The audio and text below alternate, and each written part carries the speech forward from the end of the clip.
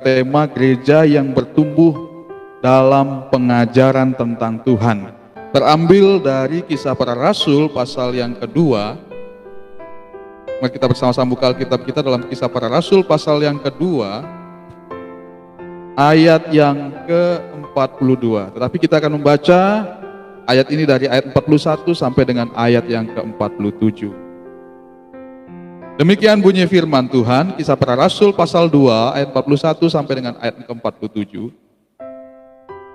Orang-orang yang menerima perkataannya itu memberi diri dibaptis, dan pada hari itu jumlah mereka bertambah kira-kira 3.000 jiwa. Mereka bertekun dalam pengajaran rasul-rasul dan dalam persekutuan, dan mereka selalu berkumpul untuk memecahkan roti dan berdoa. Maka ketakutanlah mereka semua, sedang rasul-rasul itu mengadakan banyak mujizat dan tanda. Dan semua orang yang telah menjadi percaya tetap bersatu, dan segala kepunyaan mereka adalah kepunyaan bersama. Dan selalu ada dari mereka yang menjual harta miliknya, lalu membagi-bagikannya kepada semua orang sesuai dengan keperluan masing-masing. Dengan bertekun dan dengan sehati, mereka berkumpul tiap-tiap hari dalam bait Allah. Mereka memecahkan roti di rumah masing-masing secara bergilir, dan makan bersama-sama dengan gembira dan dengan tulus hati, sambil memuji Allah. Dan mereka disukai semua orang, dan tiap-tiap hari Tuhan menambah jumlah mereka dengan orang yang diselamatkan.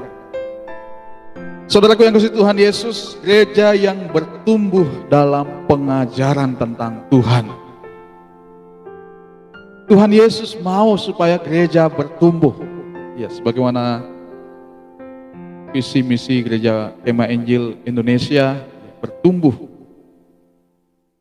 berbuah dan berdampak. Ya, jadi pertumbuhan adalah hal yang penting. Gereja tidak akan bisa berbuah, gereja tidak akan bisa berdampak kalau gereja tidak bertumbuh. Kita pribadi, lepas pribadi sebagai umat Tuhan, tidak akan bisa memuliakan Tuhan kalau kita tidak bertumbuh dalam pengajaran. Jemaat mula-mula, mereka jemaat yang luar biasa.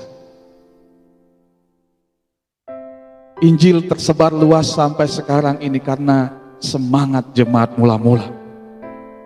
Seandainya jemaat mula-mula melempem, tidak bertumbuh, tentu Injil tidak akan tersebar luas. Tetapi sungguh luar biasa jemaat mula-mula, ketika mereka meresponi Injil, mereka mengalami pertumbuhan yang luar biasa. Dan Injil terus berkembang sampai hari ini. Saudara Tuhan Yesus, apakah kunci dari pertumbuhan jemaat mula-mula ini? Apa yang menjadi kunci mereka begitu luar biasa dalam menanggapi Injil? Mereka semakin hari semakin mengenal Tuhan. Dan bahkan banyak di antara mereka yang pada akhirnya menjadi penginjil-penginjil, menjadi pemberita-pemberita Injil, pemberita-pemberita firman yang menyebar luaskan kabar Injil ke seluruh bumi. Ada 3 hal yang saya catat dalam pembacaan kita tadi. Yang pertama yang membuat gereja mula-mula bertumbuh dalam pengajaran adalah bahwa mereka bertekun. Dalam ayat 42 dikatakan mereka bertekun dalam pengajaran rasul-rasul dan dalam persekutuan. Dalam ayat 46 juga dikatakan dengan bertekun mereka berkumpul tiap-tiap hari dalam bait Allah. Saudaraku yang kasih Tuhan Yesus, ketekunan adalah hal yang sangat penting dalam hidup kita. Keberhasilan dalam hidup ini tergantung dari ketekunan. Banyak pengusaha-pengusaha, banyak orang-orang sukses, banyak sekali pribadi-pribadi yang berhasil dalam hidupnya karena mereka tekun. Demikian juga dalam pendidikan.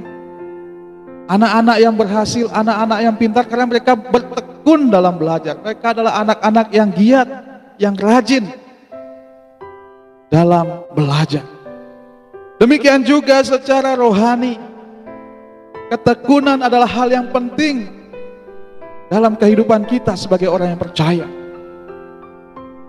Dengan ketekunan, kita akan mengalami pertumbuhan iman. Kita akan bertumbuh dalam pengajaran.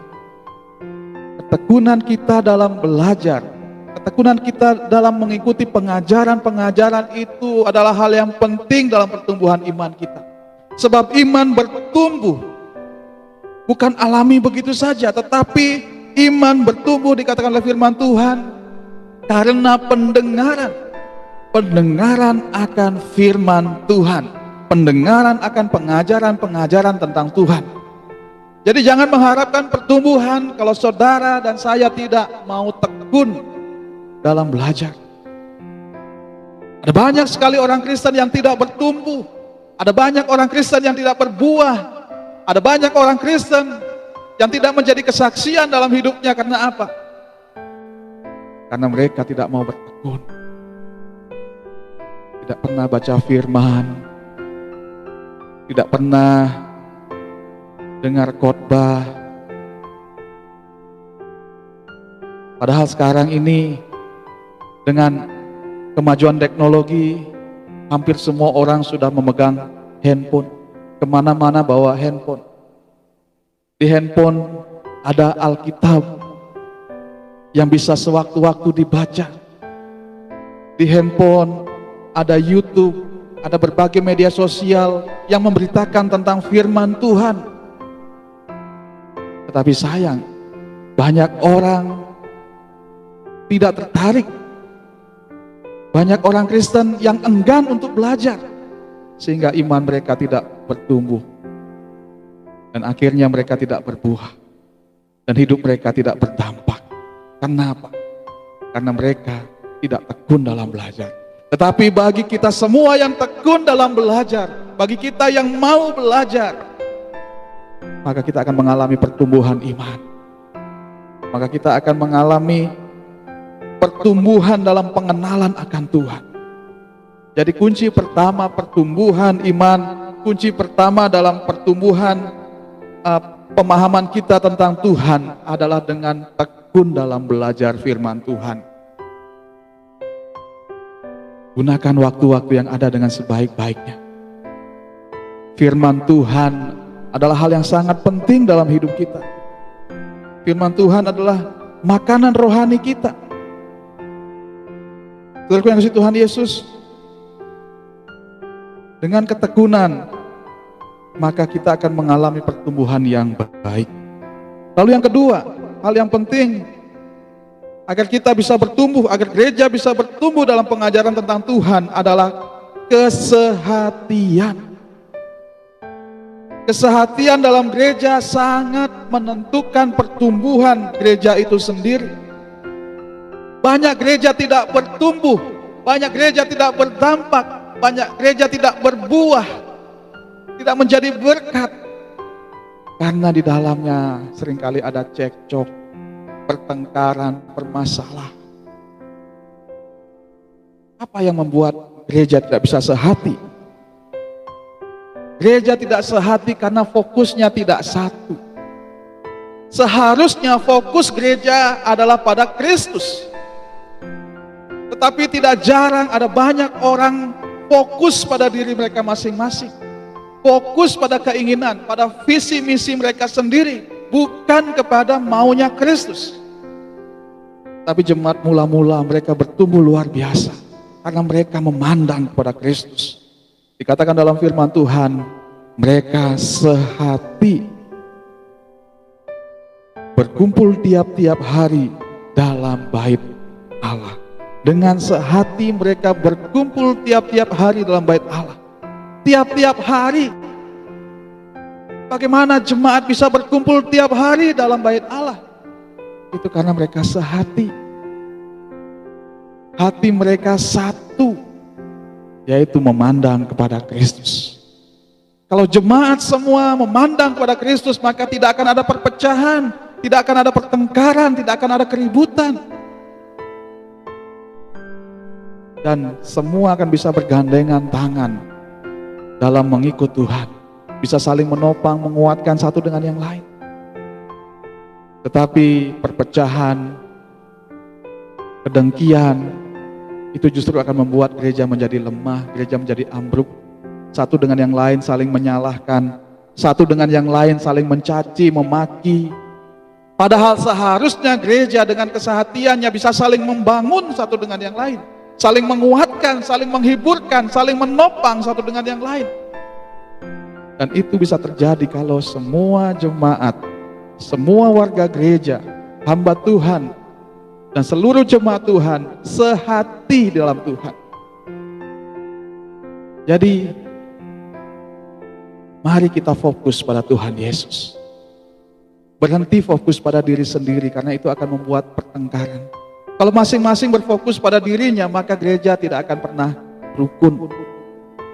Warga gereja tidak akan pernah sehati. Pastinya akan ada permasalahan, pertengkaran, perbedaan pendapat yang sangat mendalam. Ya, perbedaan-perbedaan wajar, tetapi kalau sampai itu menimbulkan kerusuhan, menimbulkan perpecahan, ketidaksenangan satu dengan yang lain, tentu itu sudah mulai menuju kepada kesalahan yang fatal. Tapi berkaca dari jemaat mula-mula, mari kita sehati.